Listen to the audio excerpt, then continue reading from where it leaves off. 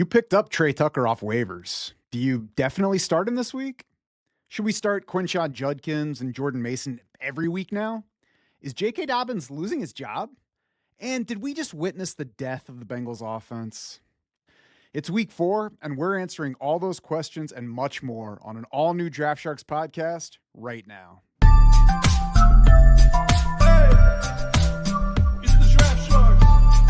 Matt Schaff and Jared Smola of DraftSharks.com here to preview week 4 of your fantasy football season. And Jared, lots to get to, so let's just jump right in. I think probably the biggest issue is this post-Joe Burrow Bengals offense. We talked previously about how Jake Browning was pretty good last time in relief of Joe Burrow and how we expected him to keep the offense, fantasy viable, keep those guys that we have depended on in our lineups continuing to give us points. That definitely did not happen against Minnesota last week in the first post-Joe Burrow start of this season. So what's that changing for you going forward? How are you framing it heading into week 4 and maybe beyond?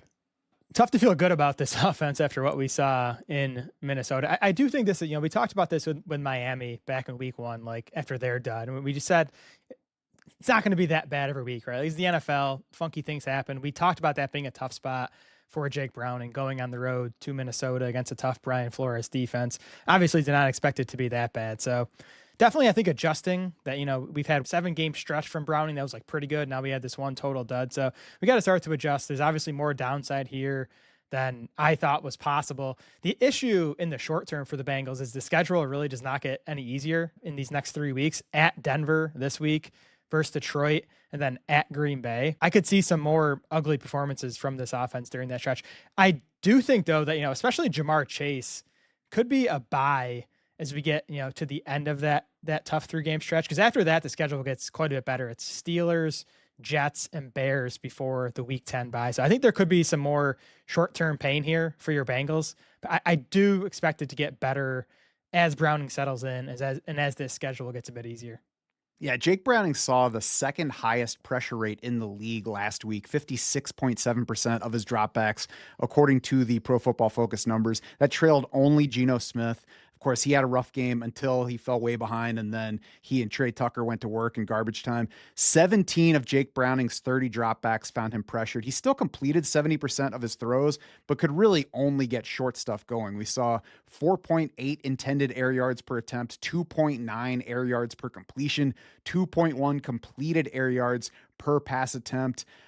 Otherwise, though, outside of that game, he hasn't really been meaningfully different than Joe Burrow's numbers over the same seasons in which Jake Browning has played in terms of how far down the field he's trying to operate, how far down the field he's able to complete passes. So we certainly don't want to ignore that game. Like, the great thing about football and fantasy football is that it's just once a week, but the tough thing about it is that it's just once a week. We have to stew on these games and then wait a week to see if it was a fluke, if it was the start of a trend, or if we just overrated somebody completely. So we're going to wait and see a bit while adjusting for those upcoming opponents. Like you said, Denver, Detroit, Green Bay in succession following Minnesota. So they might not be as difficult. The Vikings under Brian Flores are known for disguising coverages and making the defense difficult for that quarterback to read. So that's only going to be more difficult for a less experienced quarterback. So maybe it gets a little bit easier than that going forward, but 3 more tough defenses, potentially tough matchups coming up. Like you said, there is a softer home slate for 3 games after that. So don't panic with your Bengals yet.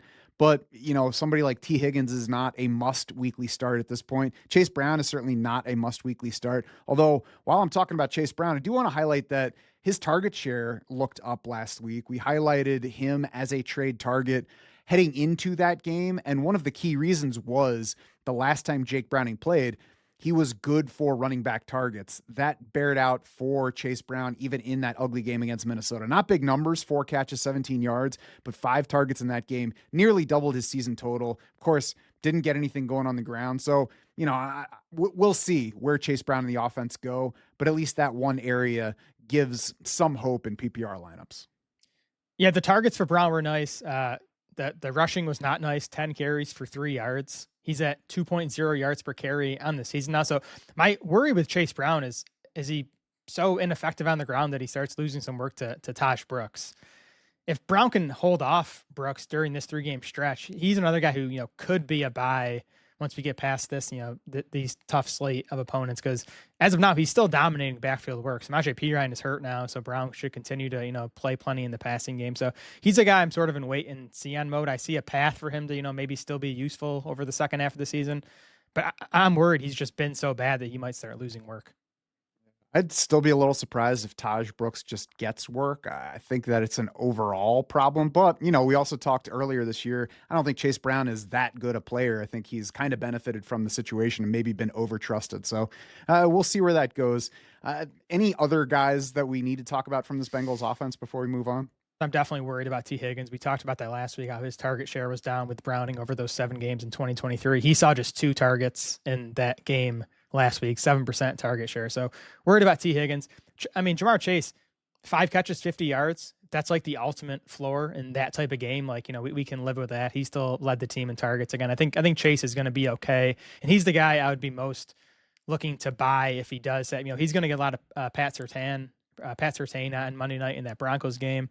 If he has another dud there, I think he could be an interesting buy target. Speaking of Patrick Surtain, his quarterback, Bo Nix, has some fantasy managers worried. So I guess we've got to figure out now what we think of Bo Nix going forward. So I know that in last week's game, he came away with really bad fantasy numbers. Bo Nix, under 200 yards passing, has not done well in the passing production so far. But I will say, for his sake, in that game, just missed at least 3 long balls, at least 2 of which would have likely been touchdowns had he connected on them. Shane highlighted Bo Nix in his film study article this week, saying that Bo Nix still looks good in the offense. Also said the protection has looked iffy. That doesn't seem to be an issue overall by the PFF numbers. It was a little bit worse last week than in the previous 2 games, but overall just a 27% pressure rate for Bo Nix. That's bottom half among starters, in terms of the good bottom half being low for the position. So not too worried about the protection. Shane said he also saw Bo Nix being a little bit reluctant to scramble in spots where maybe he did before. That could ding his fantasy output a little bit. We'll see where that goes. I think ultimately we'll get some bounce back, but I remain a little skeptical of Bo Nix overall. What's your take on Bo Nix right now, and I guess over the longer term, the rest of the season? Yeah, I think skeptical is definitely fair. I mean, he's a guy who I think, to me, was like an iffy prospect. There were some things to like, some things to not like about what Nix did in college.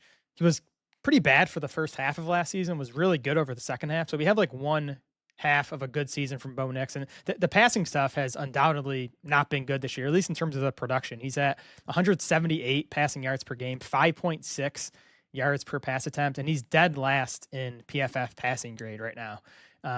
It has been just 3 games.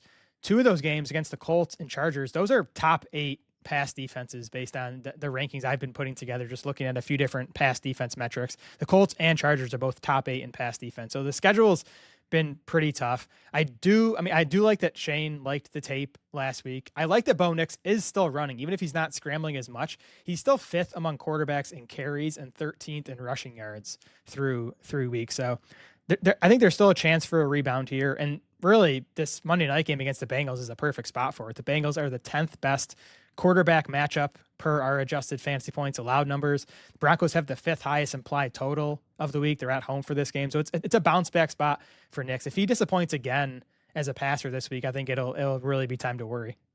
I'll even go a little further and say if he doesn't give us a top 12 level score, now I want to be a little clearer on that. If he puts up 23 fantasy points this week and that finishes 15th, whereas it would usually finish like 10th, we'll take that. So if he can give a top 12 level fantasy score this week, then we can consider him back in weekly contention. If he doesn't give us that level of score this week, I think it might be time to dump him in a lot of places. For now, I think basically the same thing that I thought about him heading into the season. He's fine. He's not somebody that's going to change your season for the better. I don't think that you need to just forget about him now. I would say if he's your second quarterback and you're wondering if you should drop him for, some guy that's been lingering on the waiver wire, the answer is probably no. You might as well hang on to Bo Nix and see what happens. But I also don't think he's a must hold if you see somebody attractive on the waiver wire or you need to improve your starting quarterback. I don't think a rebound is inevitable. I don't think big things are ahead of him. I think basically Bo Nix is Brock Purdy in a worse offense with slightly more rushing. Yeah, that's a fair comparison. The rushing is what keeps me interested because he did that in college. He did it as a rookie, and he's done it through the first 3 games of this season. So even if he can just be like an average passer in terms of production, like the rushing could still make him a top 12 fantasy quarterback. Quinshon Judkins took over the Cleveland backfield last week, Jared. What are we doing with him now? That both, and by now I mean this week, and then also for at least the near future as we, continue to learn exactly what that backfield lead means in Cleveland. Yeah, I still can't believe that this rookie who missed all of training camp is now just, 2 games into his NFL career, and he's already dominating the early down work for the Browns. He saw 18 of the 19 carries for the Browns last week. He's still losing the obvious passing down snaps to Jerome Ford, but Judkins did run her out on 37% of the dropbacks last week, got 2 targets. So he's already at least doing something in the passing game. And that is going to be key going forward because this is not a good Browns team. It does help that the defense is so good. So even if they are going to lose a bunch of games, like the defense, I think is at least going to be good enough where they're not getting blown out and not having to, completely abandon the run in the first half of these games. So that's good. And then Judkins as a runner, he's just been awesome. To me, he's been one of the best runners in the league over the last 2 weeks. He's averaging 5.5 yards per carry.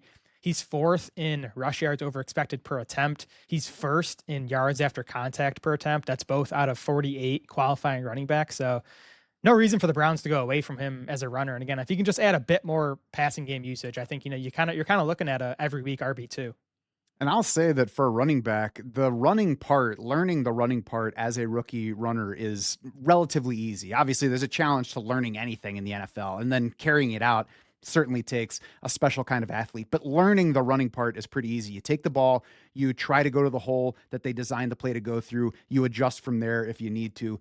There's more learning to the receiving stuff, learning when to leak out of the backfield to become an outlet, learning where you're supposed to look in pass protection. So there's more of a challenge on that front. It's not shocking to me that he would begin more slowly in that area, but I think he has the skills to pick up more work in that area. And I don't think that we've seen anything from Jerome Ford or Dylan Sampson so far to say the Browns need to keep giving this kind of work to this guy as opposed to transferring it to Judkins when he's ready.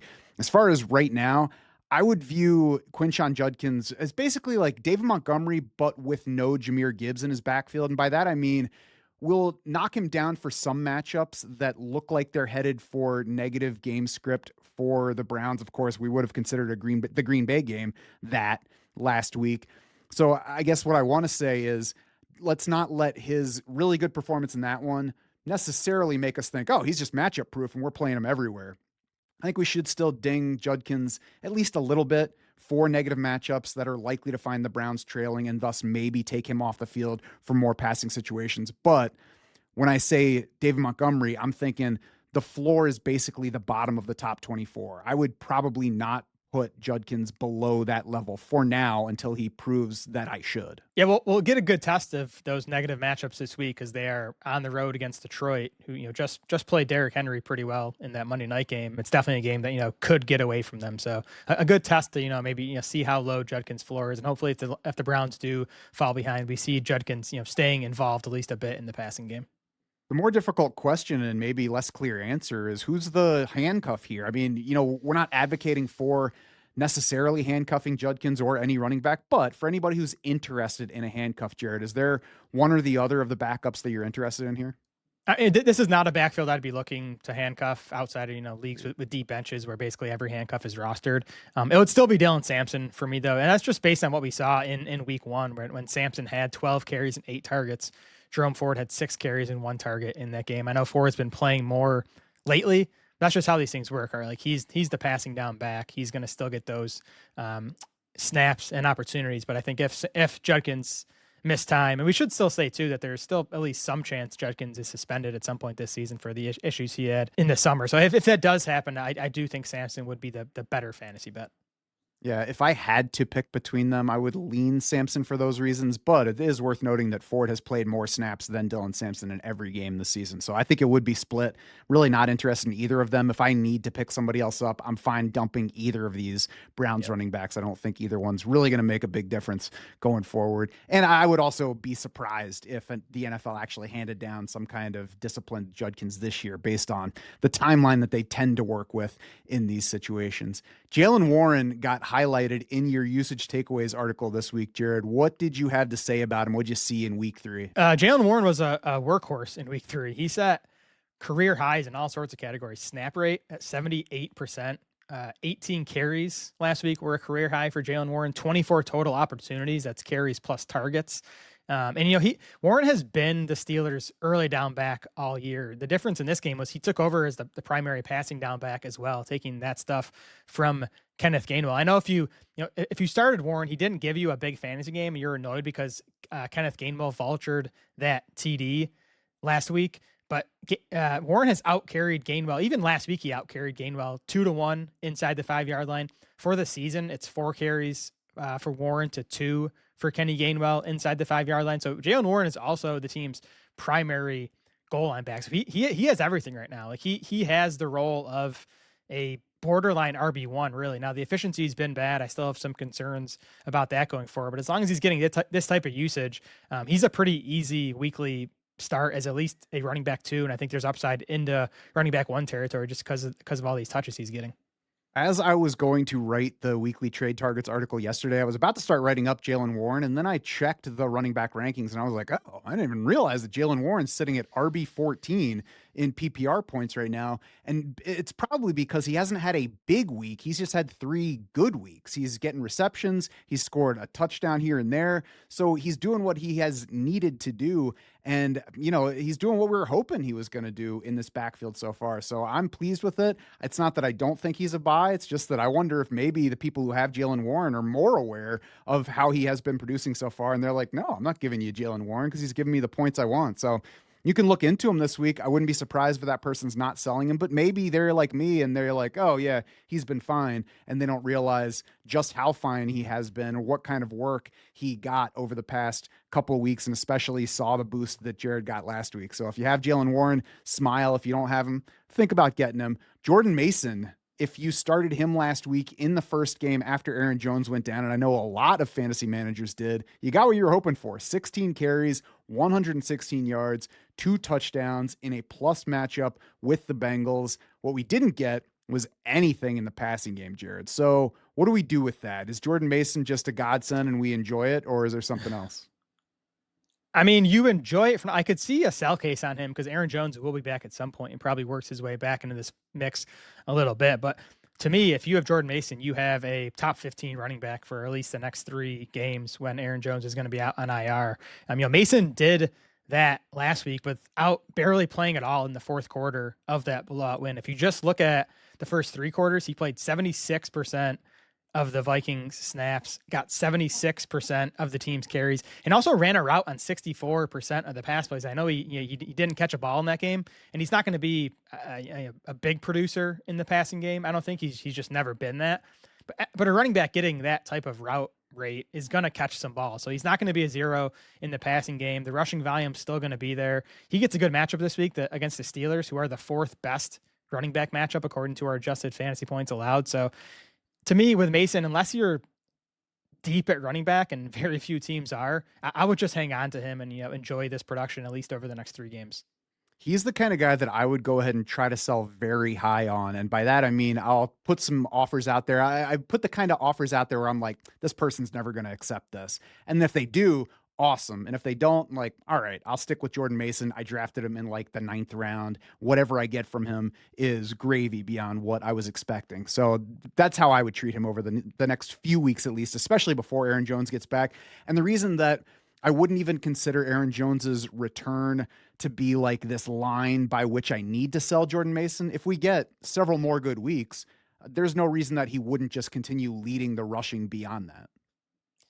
Yeah, that's my take. Like Jones is going to return and get involved in the offense, but we're talking about an old running back who had a pretty significant hamstring injury, and then Jordan Mason, who's just has run well, and not just last week, even the first 2 weeks of the season, he looked good. So even when Jones is back, I expect Mason to be getting 65% of this backfield work.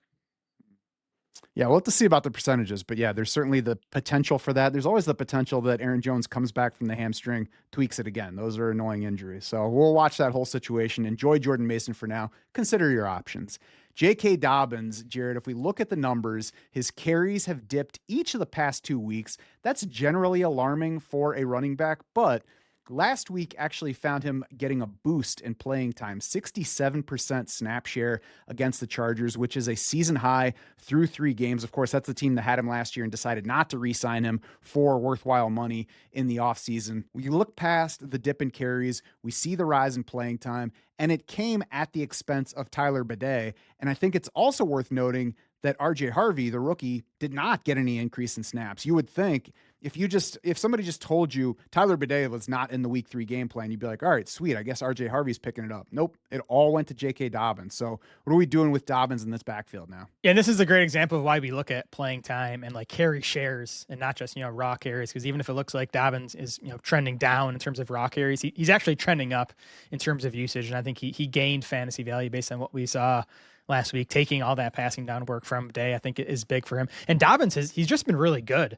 5.4 yards per carry this season. He's 9th among 48 RBs in rush yards over expected per attempt, 4th in yards after contact per attempt. So I expect this usage to continue, at least in the short term. I do think if you look over, the rest of the season, I do worry if, Dobbins holds up. He has the injury history. Even last year, he kind of started out hot and sort of faded down the stretch. So I still think there's room for RJ Harvey to, over the second half of the season, be a fantasy factor. But for right now, I think J.K. Dobbins is a weekly RB2, and he gets an upgrade this week in this spot at home for the Bengals. Broncos big favorites, big implied total. It's really a perfect spot for J.K. Dobbins. So he's inside the top 15 in our week 4 running back rankings.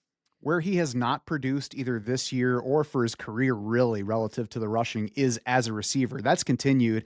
I will say that in that Chargers game, the 19-yard rushing touchdown that J.K. Dobbins had was actually a pass play where the throw just went slightly backward from where Bo Nix threw it. So that turned it into a rushing attempt, turned it into a 19-yard rushing touchdown where it would have been a 19-yard touchdown reception for Dobbins, had the play just been 1 yard further toward the goal line. So, it's worth noting. I don't think J.K. Dobbins is going to be a big-time receiver, but he got that work with Tyler Bidet out. I would consider him tradable, but not a strong sell. And I say that as a difference because if somebody's interested in J.K. Dobbins, or, if I have 4 options that I like and I'm wondering which one to try to sell to help me somewhere, I would consider Dobbins to be expendable in that way, but not a strong sell because I wonder if that lack of receiving production, I wonder if that decline in carries is going to make the potential buyer skeptical of that production and thus, lower his market. I wouldn't want to undersell J.K. Dobbins right now, especially because, like I said, with a couple other guys, I drafted him in the double-digit rounds most likely. So even if I hold him all year and he spends the second half of the year not giving me anything, I've still won by getting these games from him. Yeah, for sure. I would at least hold Dobbins for this week again. I think he's a really strong play this week in that game against the Bengals. Primetime game. Hopefully he has a big one. Then maybe you can consider selling him at that point. I'm not sure what their schedule looks like beyond that, but I do think he could be a sell at some point. I wouldn't pull the trigger on that just yet. Yeah, I will say, though, if you're in good shape at running back, that kind of matchup can help that sell price. So maybe it's a time to try to strike, if he's not going to start for you because you're just that much stronger at the other spots. Fair.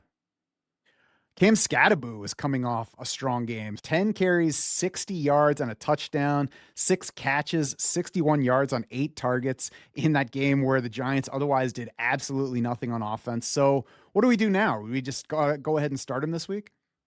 Yeah, I think so. I mean, he's inside the top 24 of our week 4 running back rankings. We know Tyrone Tracy is out with his shoulder injury. Devin Singletary probably mixes in a bit. I wouldn't be surprised if the Giants do that stupid thing where, they give Singletary the start in this game because he's the veteran. But Skattebo's going to handle most of the work as he did in that game last week against the Chiefs. And he looks really good. He looks like, I was wondering if his game was going to translate to the NFL level, but he looks like the player he was at Arizona State last year, doing it on the ground, doing it in the passing game, getting the goal line work. Tough spot here, I think. The Giants, Jackson Dart's first start against a pretty good Chargers defense. The Giants imply for just 18.75 points. So, that kind of maybe hurts the upside a little bit, but I just think the volume's going to be there. The Giants got Andrew Thomas back last week, their stud tackle. He played limited snaps in that game, but he graded out really well in PFF grades, both pass blocking and run blocking. I would expect him to play more this week. That's going to be good news for the entire offense. So I think in most cases, you're starting Cam Skattebo this week. And the Chargers defense has been playing well overall, but just 16th in run defense DVOA. They lost Khalil Mack to an elbow injury not that long ago. So not a scary matchup. And like you said with Cam Skattebo, sometimes you get that fun player in college and you're like, oh, this guy's going to be fun in the NFL. And he gets there and it's like, oh, actually, he's not fast enough. It's not really working, but it's sure working so far. He plays like a guy who could very well burn out in like 3 years in the NFL, but what a 3 years it'll be. For sure. If you want to talk dynasty, he's someone at some point I'd probably be looking to sell because I don't think he's going to have a long NFL career. But I definitely think he's going to be productive whenever he's on the field. Mm-hmm. Okay, so now when he's on the field is a good question for the Washington backfield. We got no Austin Eckler this week following his season-ending injury. What did we get from the Commanders running backs in that first game without the veteran? Yeah, it was still a 3 running back committee. Chris Rodriguez was active for the first time this season. And basically Rodriguez and McNichols kind of split up the Eckler work. Like Rodriguez got the start in the first 5 carries of this game as Eckler had been doing. McNichols took over the vast majority of the passing down work. Chris Rodriguez ended up leading the team with 11 carries to 8 for Ja'Cory Krosky-Merritt, 4 for Jeremy McNichols. Again, Chris Rodriguez got the first 5 carries of the game. Krosky-Merritt then out-carried Rodriguez 8-1 until the fourth quarter of what was a game that was decided by that point. And Rodriguez handled most of the work in the fourth quarter. 5 carries for Rodriguez, 1 for Krosky-Merritt, 1 for Jeremy McNichols. I would still, in more competitive games, expect Krosky-Merritt to end up leading the backfield in carries, but it's probably not going to be a big split. Rodriguez is going to be involved. McNichols is going to do all the passing down stuff. So to me, Krosky-Merritt is still the fantasy start here, but he's stuck in RB3 range until he either gets a bigger share of the carries or starts doing something in the passing game. We know that they like Krosky-Merritt because of all the buzz, because of the Brian Robinson Jr. trade, because he has gotten the ball over the first 3 games of his NFL career. But there's something that's keeping them from giving him the ball too much. So, maybe they're trying not to get ahead of themselves and let him get used to the NFL a bit before they give him too much. We'll have to see over the next few games if that changes, because we really don't know exactly what the usage plan is. Chris Rodriguez has been a limited player in the NFL. It's not his first season. He didn't get much work before this year, so we shouldn't expect him to suddenly blossom into some NFL star. Jeremy McNichols has been around even longer and has done not very much. So Ja'Cory Krosky-Merritt, or Bill, if we want to call him, or JCM, he's the hope here. And I think what we need is to see some signal that the work is actually going to shift his way. Maybe if you have a bench spot to play with, you could try to stash him right now. I think people are probably still going to be a little too excited for that to be a buy moment, but he could be somebody that you look to throw into a larger trade while things aren't really going in a useful way for his fantasy upside, in case they do turn to him more at some point, deciding that he's that best backfield asset that they have now. Yeah, Washington's definitely slow playing it with JCM. To me, though, he looks awesome. He looks like their best running back, and I would bet on, by the second half of the season, him being a guy that gets like 12 to 15 carries per game. And again, he's still not going to do much in the passing game, so the upside is limited to some extent. But Krosky-Merritt still scored last week, so it's probably not a good time to buy him because he still had a decent fantasy game because of the touchdown. But I think there's going to be a game here where he gets 8 carries for 36 yards and no touchdowns. And I think that week you could go try to buy him, because I do think over the second half of the season, he's going to be someone that, especially in like half PPR, non-PPR leagues, that we can start on a weekly basis. Yeah, we'll see about that. I'm not sure I'm ready to say that I think he'll be that, but there's the potential for him to be that. So he's somebody to keep in mind as, a potential trade chip at some point. I agree, not somebody to go targeting this week. Speaking of targeting this week, though, if you've got Tre Tucker on your roster now and you didn't a week ago, you probably paid quite a bit to get him off waivers. So now the decision is, do you put Tre Tucker in your lineup? Jared, are you starting him, assuming that you were the winning bidder this week, even though I know that you would not have been? Yeah, I did not get any Tre Tucker. If I had him, though, it depends on your other options, of course, but it's about as good of a spot as you could want for Tre Tucker. He's playing the Bears. They're the 6th best matchup for wide receivers by our adjusted fantasy points allowed to wide receivers. They've already allowed 4 receivers to top 14 PPR points this year in just 3 games.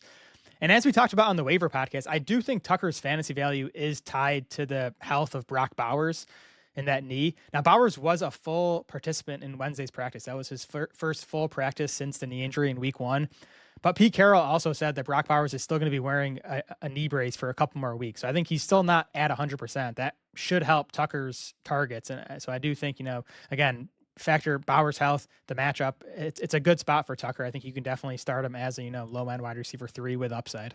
Yeah, there's a spectrum of scenarios to consider here. I think that if you did pay up to get Tre Tucker this week, unless you just did it because you're a jerk and you want to keep him from the rest of your league and there was nobody else interesting on waivers, and maybe, if you've got a bunch of better receivers, then go for it. But otherwise, assuming that's not the scenario, then why did you buy him if you're not starting him this week against the Bears? I know that we're never going to get another week like last week from Tre Tucker, but it was also his second straight week of good target share. He had 8 targets the game before. He scored a touchdown in week 1. So he's been a useful player so far. It's a terrific matchup against the Bears. So if you paid up to get him, you already made a bet on Tre Tucker continuing to be helpful in fantasy going forward. So you should go ahead and continue that bet into using him this week. If it proves to be wrong, we don't have to keep, throwing sunk cost into our team. If, it's okay to a week from now be like, well, that was a mistake. I need to not make that mistake every week going forward. But for now, you've already made that bet. It's a time to go ahead and put him in your lineup. And it's not just a Tre Tucker thing. I think generally that is the way that you should treat somebody that you paid up for on waivers. It's the same thing as making those early season lineup decisions with the guys that you drafted in the early rounds. Before we have, more data to make these decisions with, you got to trust the reason that you took the guy where you did, the reason that you paid what you did to get that player. It's because you're expecting the return. Go ahead and give him a chance to give you that return, and then we'll reassess if it doesn't happen. Yeah, I think the move of Tucker is going to be start him this week, hope he has a nice game, and then sell the crap out of him, assuming, Brock Bowers doesn't have a setback or anything. That would be awesome. Moving on to Packers receivers now, Jared. Week 3 was the first game following Jaden Reed's broken collarbone. Shane, in last week's film review article, called out Matthew Golden as a guy who was performing in a way that deserved more attention, that would probably get more opportunities. What did we see from Matthew Golden and the rest of the Packers receivers in week 3? Yeah, I mean, it was a total dud from that Packers offense and the passing game. Even in the passing game, like Josh Jacobs had 9 targets and no one else had forward. It's a really weird game. What was nice, what we saw from the Packers, though, last week is it was much less of a rotation at wide receiver than we usually see from this offense under Matt LaFleur. They don't have any left.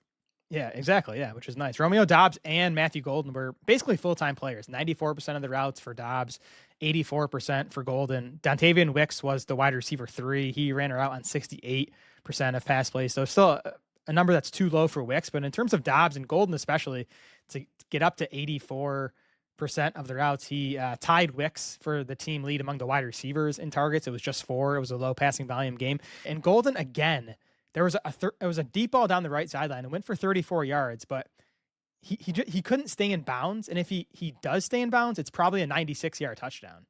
So there's an alternate universe with Golden right now where he has 250 more yards and 3 more touchdowns, because there were those 2 misses. Tre Tucker. He could be Tre Tucker. So I still think there's a buy low opportunity here. I am worried about Golden not drawing targets at a high rate. He's only been targeted on 13% of his pass routes, and that was a problem throughout his college career. So that's still something worth monitoring. But to me, a player who has looked good, he's now a full-time player for at least probably another month until Jaden Reed or Christian Watson get back. I would take a shot. Buy Golden now because he gets the Cowboys on Sunday night, and that could definitely be, the breakout spot for Golden. Yeah, that hesitation on him is the reason to not overpay and the reason to, remain a little skeptical long term. But for the short term, we got to trust that Green Bay drafted him in round 1, something they just haven't done historically with wide receivers. Trust that they elevated his playing time. And yes, some of that's due to other wide receiver injuries, but you also don't put a rookie out there for 84% of the snaps just because other guys are hurt. They clearly want to get the ball to him. So we got to trust that that's going to happen at some point. We like Jordan Love as a quarterback. So at some point it's going to click. He's going to have a big week, and then it's going to be too late to buy him. So I agree. It's a good time to go ahead and try to get him. We had him in last week's trade targets article, so you can check that on draftsharks.com, both this week's and links to the ones before.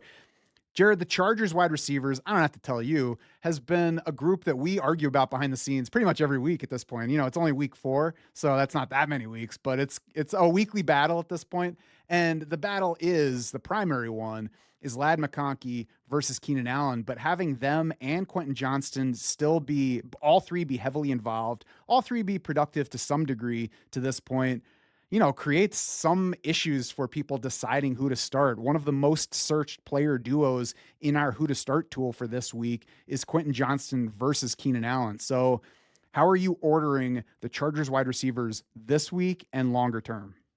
Yeah, I'll start by saying that I think there's room for all three of these guys to finish the season as at least top 40 receivers. I mean, I don't know. I'd have to go see how often we get one team producing 3 top 40 receivers, but I think it's possible here because the Chargers are still first in the league in pass rate over expected. The quarterback is awesome, and it's a super condensed target tree.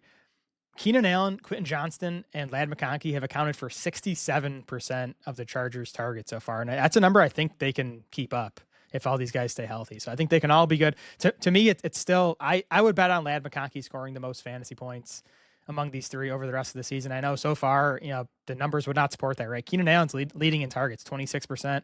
Quentin Johnston next at 22%. Lad's down at 19%. Allen and Quentin Johnston well ahead in fantasy points. For me, though, it's still just a 3-week sample. You can find plenty of examples of, I'm sure there's 3-week samples where T. Higgins got more targets and fantasy points than Jamar Chase, or, Jordan Addison outscored Justin Jefferson. Like these things happen over a 3-week sample in the NFL. To me, like, you couldn't find someone before the season started that would tell you that, Keenan Allen or Quentin Johnston are better receivers than Lad McConkey. I still think McConkey's the biggest talent here. There are plenty of, separation numbers we can look at that say he's even over these first 3 weeks been the team's best wide receiver. So we should definitely downgrade Lad McConkey. He is not going to pay off ADP. He is not going to be a top 10 fantasy wide receiver because of Keenan Allen and Quentin Johnston. I still think he's like a mid to low end wide receiver too, and I would take him over those other two guys. But again, I think they could all be weekly fantasy starters for us.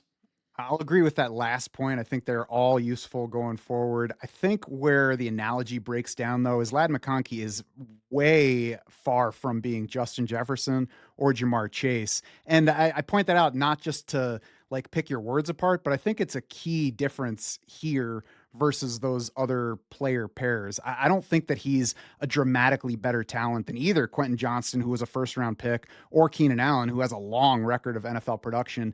And that is what makes me keep Keenan Allen ahead of Lad McConkey on a weekly basis right now. We've got 3 games of these two guys playing together, and Keenan Allen has drawn more targets than Lad McConkey in each of those 3 games. And I know that's a small sample, but it's also a small sample that includes Keenan Allen, a veteran wide receiver who has played a lot more games with Justin Herbert than Lad McConkey has, even though Keenan Allen was not a Charger last year. So we have history in both cases. We have a small sample of all these guys together.